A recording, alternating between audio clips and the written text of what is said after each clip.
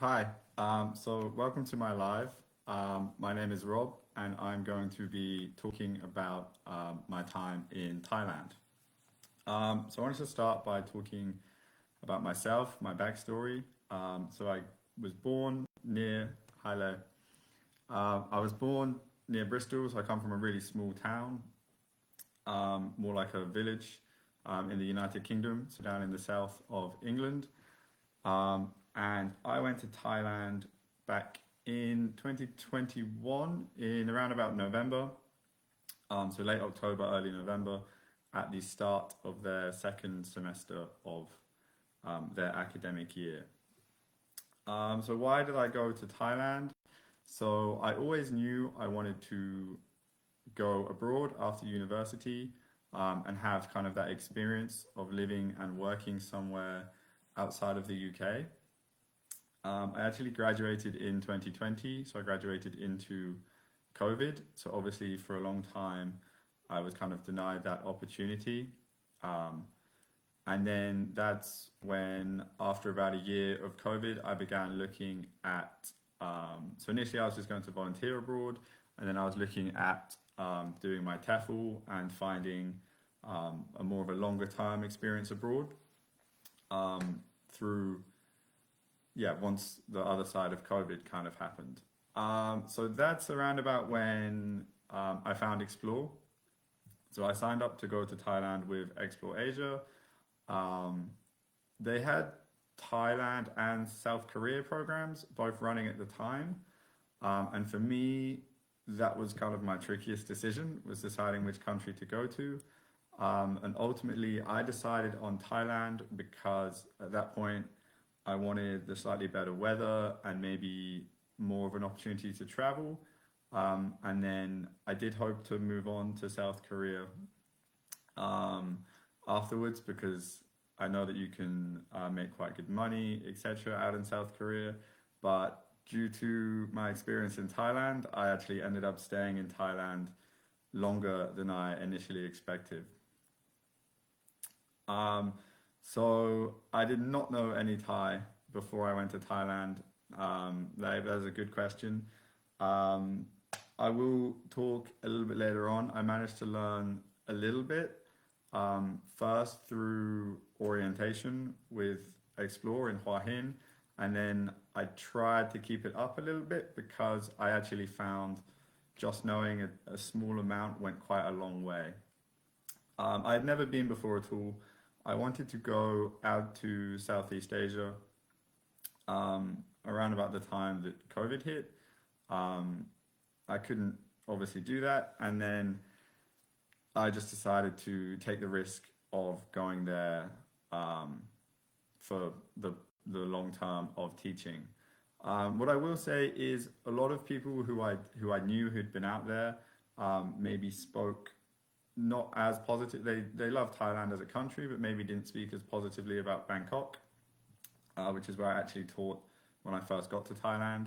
And I think really you need to kind of have your own experience because a lot of the things they said, I think, was more of a tourist experience than an expat experience of actually living there. So I was pleasantly surprised when I got there. So I chose to go to Thailand instead of South Korea. And I chose to go through a company because I'd never been to Thailand before. I didn't really know what I was doing. I didn't know any Thai. I didn't know any people. Um, there was also a few COVID restrictions at the time. So I was also concerned about those, which obviously, thankfully, now isn't really something to think about. Um, but yeah, I wanted to come through a company to help me finding a job, finding a place to live, and helping a little bit with the cultural integration. So I arrived in Thailand. I had to go through, at the time, you had to do a night in a hotel in Bangkok, and the next morning, I was lucky enough. So we had transport arranged from Bangkok down to Hua Hin. So we had orientation. And luckily for me, I had a couple other people taking the transport at the same time, starting orientation at the same time as me. And yeah, they turned out to be my first two friends arriving in Thailand. Luckily for me, they both lived ended up living near Bangkok, near where I was also teaching. So that definitely helped me. So we spent a week down in Hua Hin, although I now believe they do them for much longer. But I do recommend if you go abroad to teach anywhere, some kind of orientation or any kind of company that uses an orientation is great. I really enjoyed it and also gained a lot out of it. I spoke earlier, I learned a little bit of Thai, and a lot of Thai can go a long way simply with so it's very common to barter in Thailand. If you know your numbers, it's much easier to barter than if you don't, you're kind of hopeless. Also, if you end up teaching outside of the capital, outside of Bangkok, or not outside of most towns, the English level in Thailand is not great, so it helps a lot to be able to talk with the locals, and also they really appreciate it. So if you go to the same restaurant a lot, if you have a small amount of restaurants in your town, it really helps to learn a little bit of Thai, and it goes a long way with building relationships with locals. So that was Hua Hin, and then from Hua Hin, I started my first job in Thailand. So I had two jobs in Thailand. I taught in Bangkok, and I've taught in Prachuap, which is down on the coast, a much smaller town down the narrow strip of Thailand, kind of between Bangkok and where you'll find the islands right down at the bottom. So my job was actually quite interesting. So I had there's two different jobs. In Bangkok, I was technically the technology teacher. So I taught I didn't really teach English in the conventional way, where you're teaching your grammar and vocabulary, etc. Mine kind of came naturally through teaching technology. So I did a little bit of coding, a little bit of almost like creating inventions, a little bit more creativity. And then my second job, I ended up being a science and health teacher because that was the position the school had at the time. And I would definitely say that that brings me to kind of one of maybe the first issues I had. I was not in university or in school to be a teacher. So the first time that you're left in front of a full classroom I taught mainly 12, 13, 14-year-old kids. Can be a little bit intimidating, especially when you're someone like me. So my TEFL was based mainly around obviously teaching English in quite a conventional sense. I get in the classroom and I'm left teaching technology. And in my second school, I was sent in there and I was left to teach science. So adapting to the teaching can be a little bit tough, especially if you're don't have the background as a teacher, or if you're teaching something slightly out of the ordinary like myself. I do know that you can do kind of longer courses than I did, and you can do some in-person courses now. So my course was all online.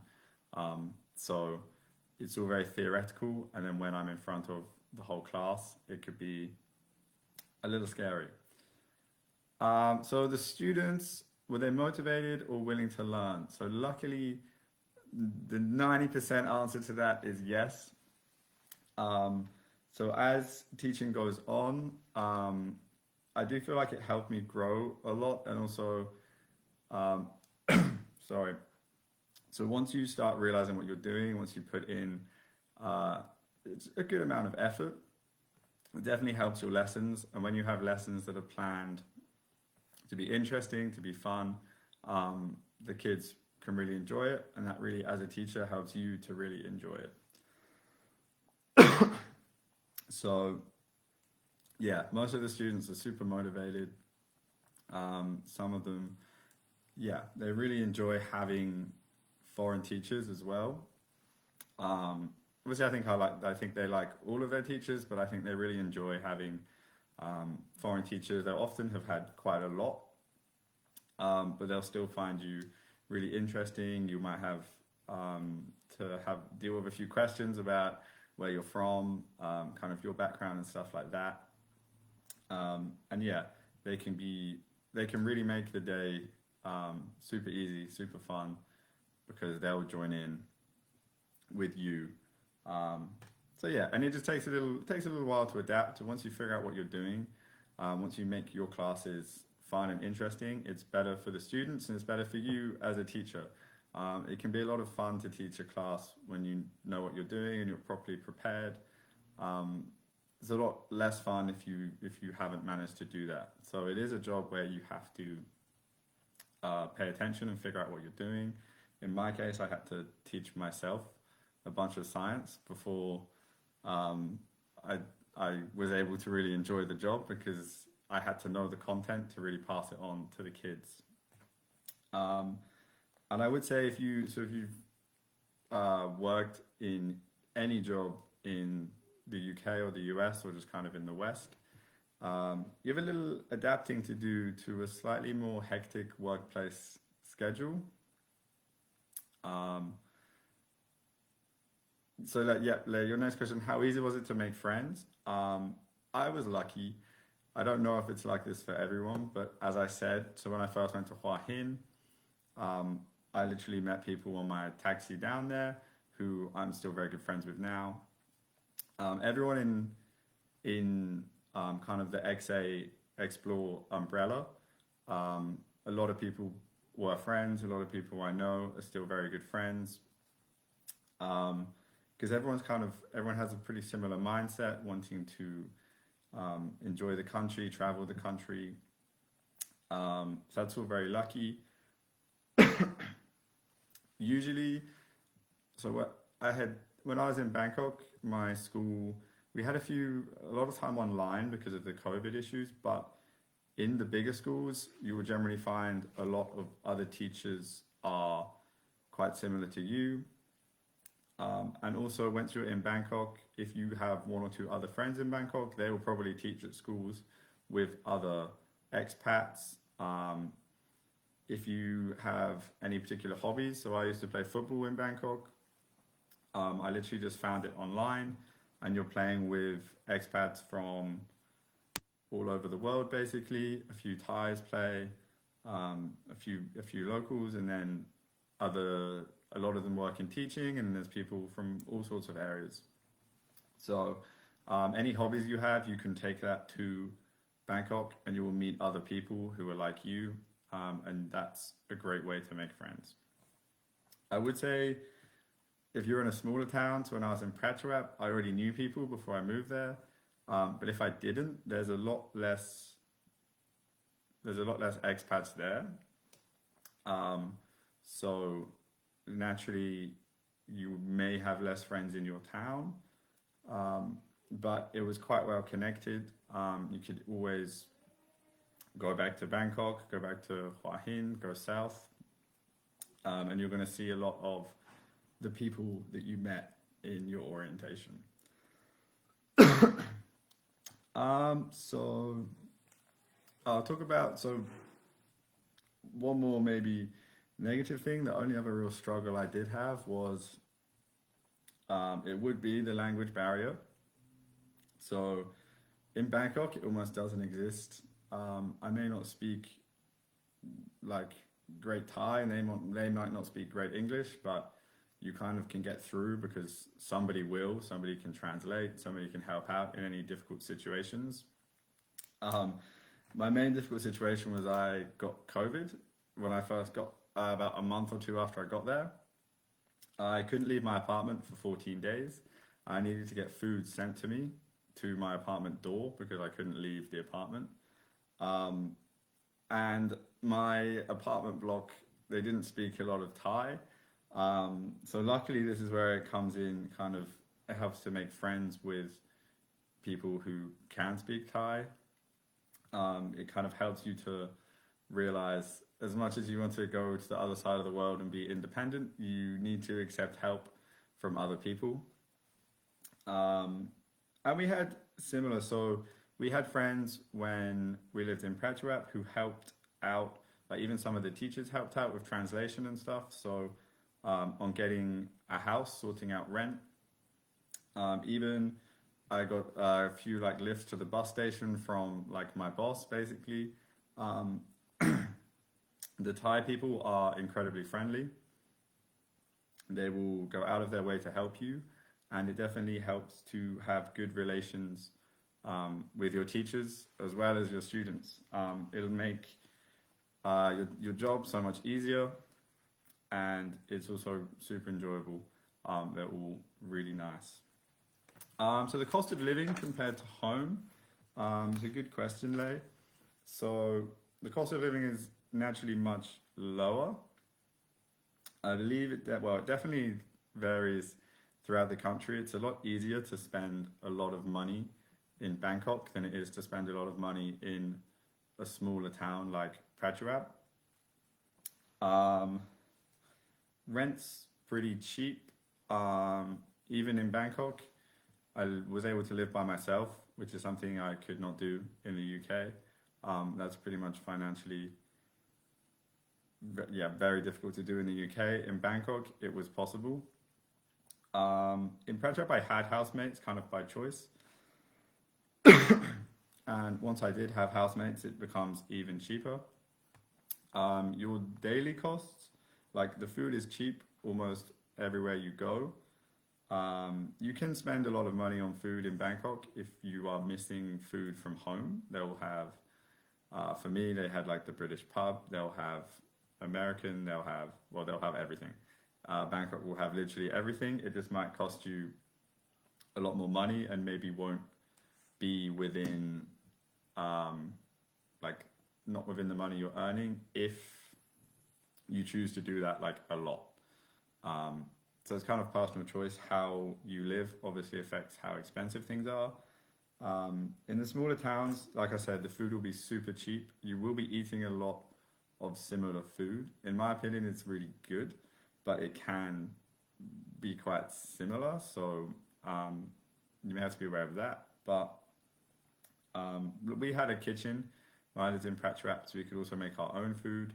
And your grocery shopping was, as long as you avoid anything imported from the West, the UK, the US, wherever, it would really be quite cheap compared to home. Obviously, you do make less money.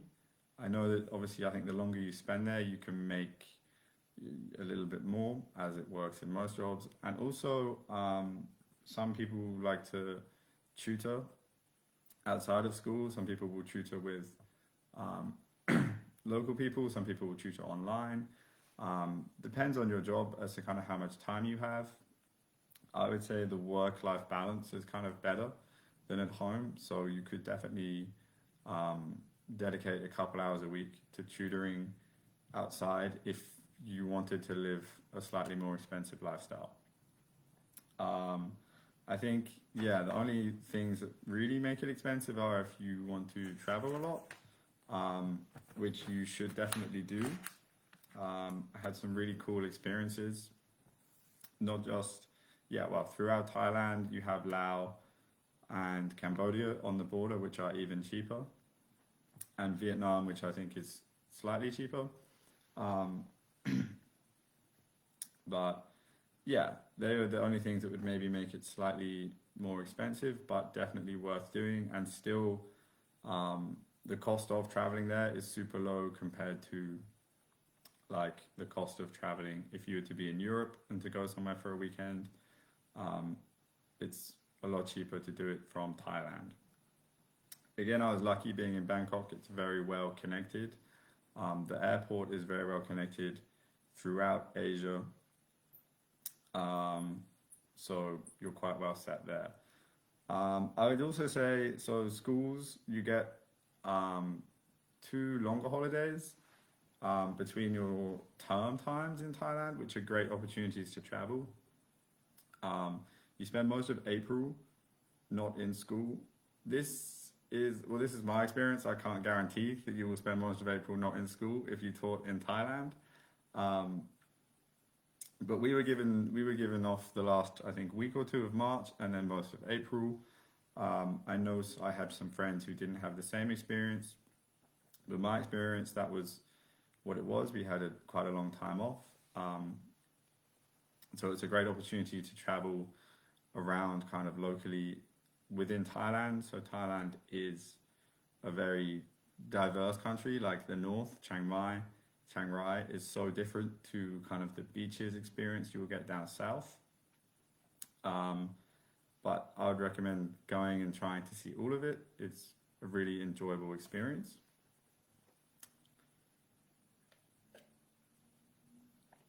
Um, and yeah, so you get time off in April, which is basically their summer. So the weather's really nice. It obviously is very hot, so it's great to be down south, down on the beaches. Um, okay, thanks. So looking back, what would you have done differently? That is a good question, and one that I was looking at before, and I don't think I would. So um, I think I'd pretty much do most things the same. Um, I personally had a really good experience in Thailand and in Asia in general. Um, so I don't think I would want to change too much about it. I think there are definitely hard parts. I mean, spoke about the language. The time difference makes it difficult. So it's more difficult to speak to friends and family back home, and you might miss a few things happening back home. So I had um, a friend get married, maybe like birthdays, things like that, you're kind of removed from. But I would say it's worth it. So anything I kind of missed, any experiences I kind of missed, I had my own experiences over in Thailand. So I don't think I would change anything or do anything differently. I also talk about so the best part of Thailand. This was a also a very tricky question because there's a lot of good things about Thailand. Um, I enjoyed having the relationships with the teachers and the students. The weather's fantastic. The food can be really good, even if it can be quite similar. It's great. Um, yeah, so that was my experience in Thailand. I hope you found what I had to say quite interesting or helpful with your own experience. So awesome. Thank you.